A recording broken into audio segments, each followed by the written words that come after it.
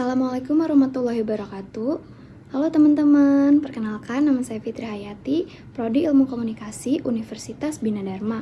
Di sini saya akan menjelaskan tentang perkembangan komunikasi korporasi yang ada di Indonesia. Korporasi di Indonesia telah mengalami perjalanan panjang yang mencerminkan perubahan zaman, teknologi, kebutuhan bisnis. Bermula dari era tradisional, komunikasi pada awalnya berfokus pada penyampaian informasi secara satu arah melalui media konvensional seperti surat kabar, radio, dan televisi. Pada masa ini, komunikasi lebih banyak digunakan untuk membangun citra perusahaan secara pasif tanpa banyak melibatkan audiens. Untuk lebih jelas, mari kita simak. Pada tahap awal, yaitu era tradisional atau pra-1990-an.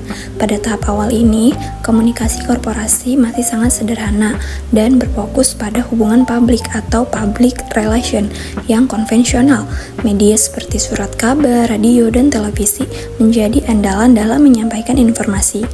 Komunikasi ini bersifat satu arah, dengan perusahaan sebagai penyampai informasi tanpa interaksi yang signifikan dengan publik. Transformasi digital awal pada tahun 1990-an sampai tahun 2000-an. Memasuki era digital awal, internet dan email mulai diperkenalkan sebagai bagian dari strategi komunikasi. Banyak perusahaan mulai mengembangkan situs web sebagai saluran informasi resmi, memperluas jangkauan audiens mereka. Kehadiran perusahaan multinasional di Indonesia juga membawa standar baru dalam praktik komunikasi korporasi yang mulai diadopsi oleh perusahaan lokal. Era media sosial dan interaksi digital, yaitu dimulai pada tahun 2005 sampai 2015. Kehadiran media sosial seperti Facebook, Twitter, dan YouTube membawa perubahan besar dalam cara perusahaan berkomunikasi. Komunikasi kini menjadi dua arah dengan fokus pada dialog dan keterlibatan langsung dengan konsumen. Pendekatan berbasis konten, storytelling, dan interaksi menjadi kunci dalam membangun hubungan yang lebih dekat dengan audiens atau publik. Komunikasi berbasis teknologi dan tren CSR pada tahun 2015 hingga saat ini. Dalam dekade terakhir, teknologi seperti data analitik, artificial intelligence atau AI, dan customer relationship management atau CRM menjadi alat penting dalam memahami kebutuhan audiens. Selain itu, perusahaan semakin menonjolkan isu keberlanjutan dan tanggung jawab sosial perusahaan atau CSR sebagai bagian dari identitas mereka.